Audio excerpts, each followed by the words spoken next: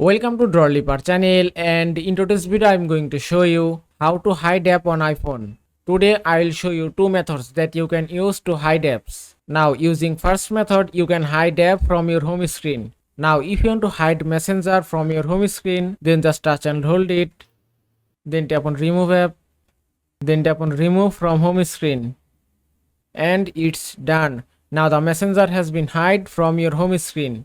Now if you go to app library, you can also find Messenger in your app library. Now using second method you can hide your apps from library. Now just go to settings app and then go to screen time, then scroll down, then go to content and privacy restriction, then tap on allowed apps and features.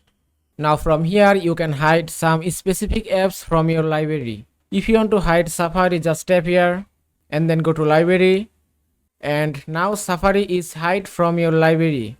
You cannot find Safari in your library or home screen. And that is how you can hide apps on iPhone. I hope this video was helpful. If it was, please give it a thumbs up and don't forget to subscribe.